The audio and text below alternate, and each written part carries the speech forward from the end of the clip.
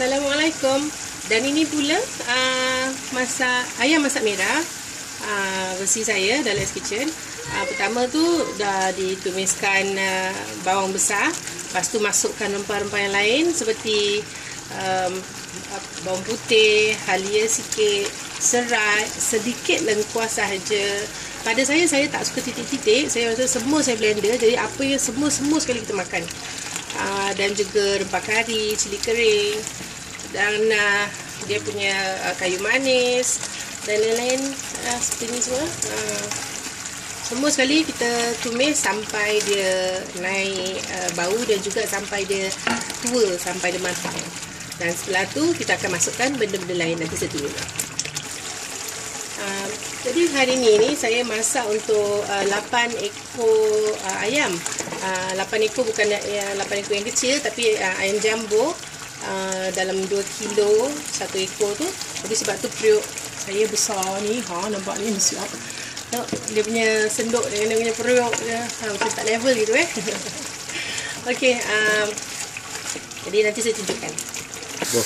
Okey, apabila dah matang, tengok ni minyaknya pun dah ada kat atas. Bau dia pun dah lain, tak macam bau mentah bawang dia. Ni bawang dia dah garing pun. Okey, dah matang. Masukkan tomato puri.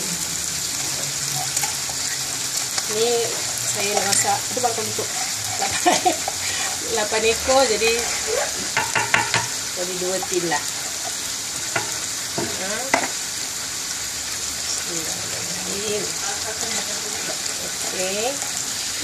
Okey, tadi dah masuk tomato puri. Masukkan sekali tomato biji. Saya masak merah suka letak tomato banyak. Tapi tomato biji ni kalau masuk, biar masuk masa tengah tumis. Okey, jangan masuk las-las, sebab bila masuk las-las, tomato dia tak masak betul. Dia akan basi. Sebab air dia tu. Jadi ni kita tumis sampai dia kering, sampai dia lenyek, benyek, tak apa. Kalau untuk cantik-cantik, saya suggest jangan letak tomato las-las.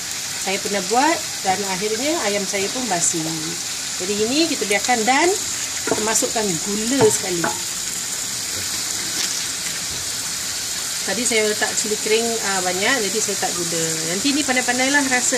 Kalau siapa yang suka ayam masak merahnya manis-manis sikit, lebih gula. Kalau tidak, tak payah banyak-banyak.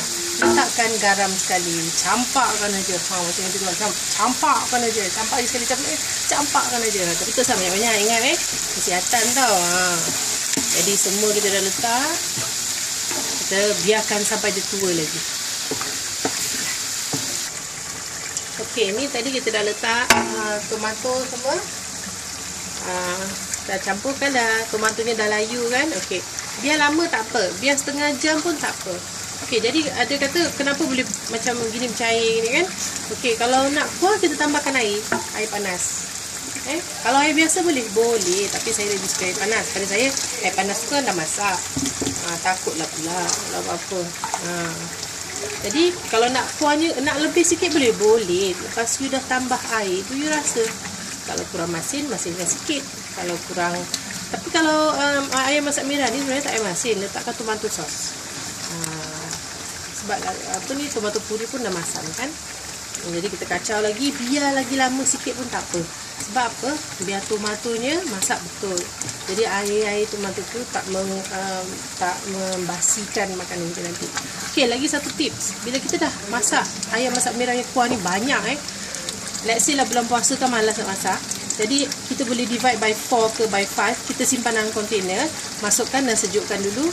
Lepas tu letakkan dah sejuk, kita simpan dalam freezer. Jadi agak-agak kalau nak masak, keluarkan kuah, panaskan atas api, tinggal masuk ayam aja. Kan dah senang. Begitu juga dengan sambal goreng pengantin. Nanti saya tunjukkan. Okey, tengok dah jadi, dah sebati. Tomato dia semua dah sebati, dah layu. Rasa semua saya dah rasa dah bagus. Jadi ayamnya tu sementara tengah goreng. Tengok sebelah tu goreng ayam, masih tengah goreng lagi. Jadi bila ayam tu dah goreng, tinggal masukkan aja ke dalam lauk kuah dia ni.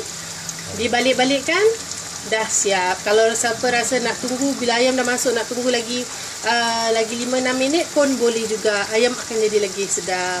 Jadi inilah dia cara masak ayam masak merah daripada Dahlia's Kitchen.